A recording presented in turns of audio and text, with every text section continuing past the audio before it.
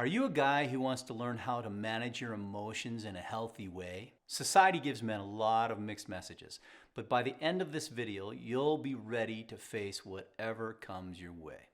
So the first thing that you want to do is understand that the expression of emotions are a sign of strength, not weakness. Our culture has taught us as men that we should be stoic. We should be untouched by everything that comes our way.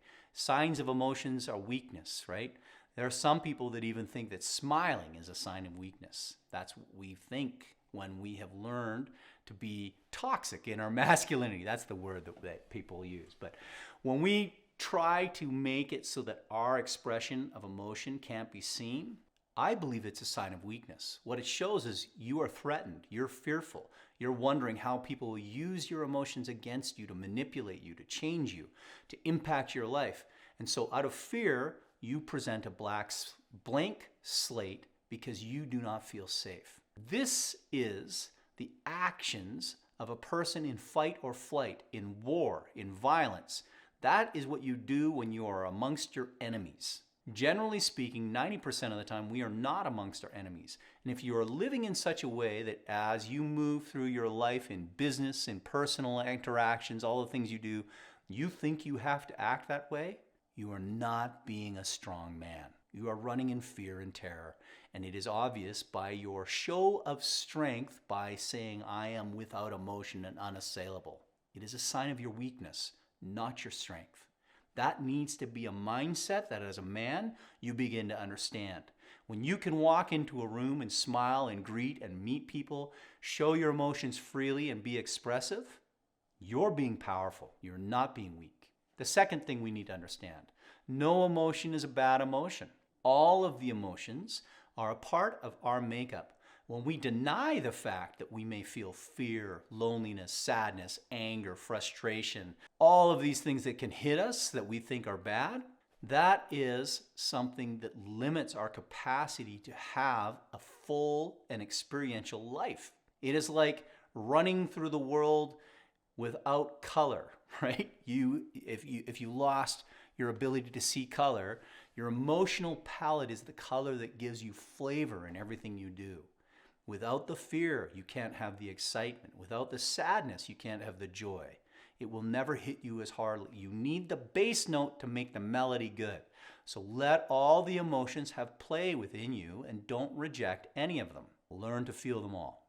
3, find a safe place to practice expressing what you are feeling.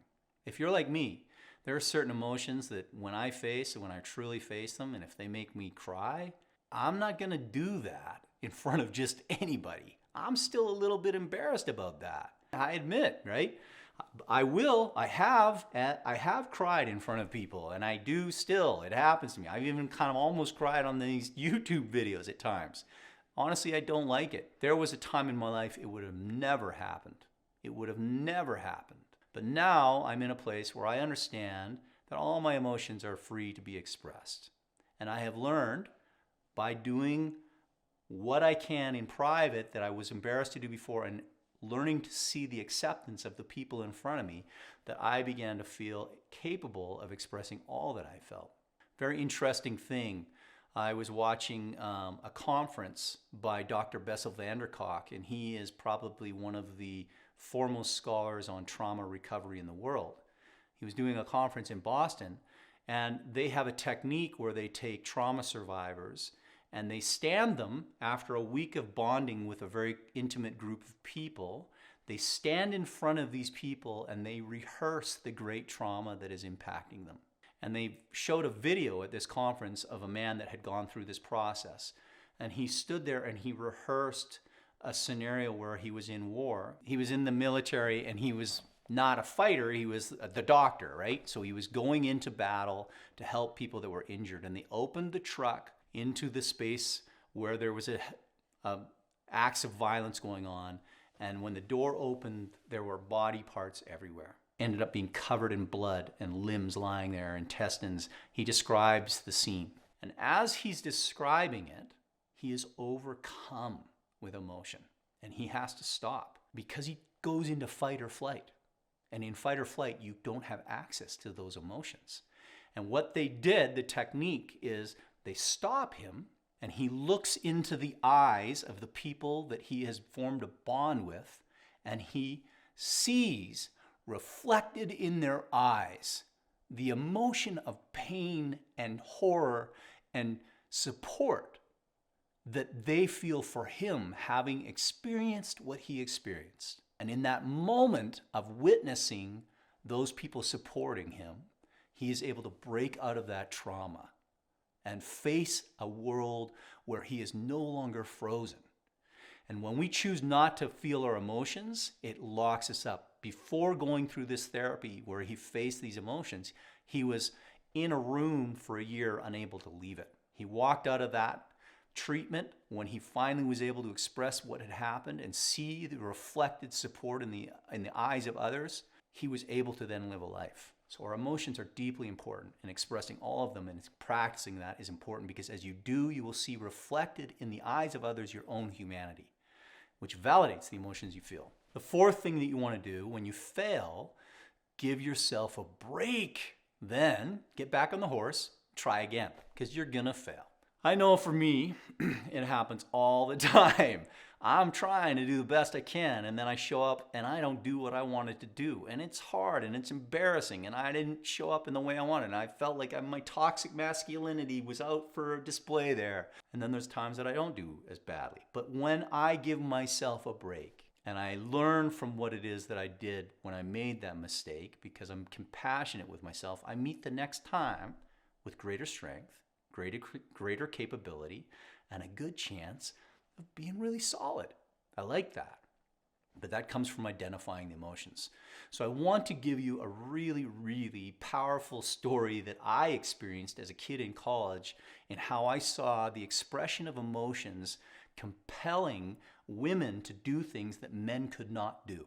And it came from rappelling. I used to go rappelling on the weekends. And I had some buddies that were ex-military, and we would use hemp rope, just a 3/4 inch hemp rope, and we had a carabiner, and we would tie our own bibs, and then we would rappel down these mountains, and we would take crews up into the mountains with us every week because it was fun. And frequently there would be a couple guys with some girls on a date, and they would be going up to experience it. And almost without fail, with that situation, it was a mix of men and women. There would be one guy in the group that would be talking as if he loved to rappel, he wasn't scared of anything, blah, blah, blah, blah, blah, just like real bravado, right? Rah! And then there would be, for sure, at least one woman that was almost in tears or really terrified and telling us as we're driving up to the mountains to rappel, I'm so scared, I don't know if I can do this.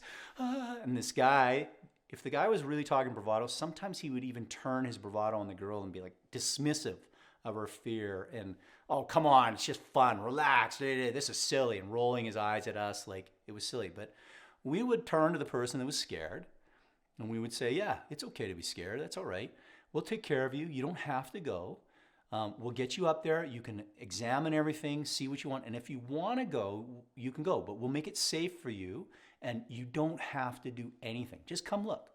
See if you decide when you get there. And in the expression of her fear and everything when they got up there, almost always that woman would repel. And almost always that woman would love it and go again, and we'd see her again rappelling with us.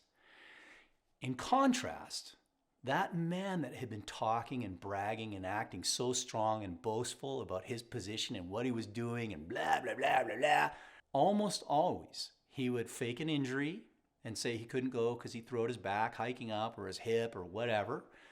Or, this happened to me more than once, he would drop down, rappelling down the cliff, and end up stuck on the face of a cliff in his harness, weeping, saying, I wish I'd never done this. I'm so scared.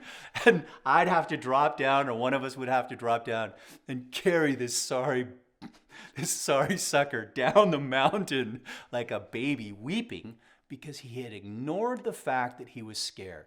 As we're coming up the mountain, the woman that was confronting her fear, recognizing that it was there, demonstrating to us that she was scared, caused us to support her and allow her to feel safe enough to try something that was terrifying for her. Heights terrify many people. It's not a weird fear. It's a normal one, right? And we would help this woman, and she would do it. Facing her fear, she would find the capacity, because she had expressed it and acknowledged it and knew what it was, to overcome it and have a period of great excitement. Whereas a man, ignoring it, would have a complete collapse. We would have to save him, and we would never see him on that mountain again. That is why, as men particularly, we need to get a hold of our emotions and feel free to express them. They are our strength. They will make us perform better. And frankly, it's a much funner ride when you are able to feel all that you're capable of feeling. If you like this, I want you to stick around and figure out how to heal from a broken heart after a divorce. There's a lot of fear and emotions in that too. So, as a man, you may want to check out this. I'm James Burnham. Like, follow, subscribe. Thanks for joining me.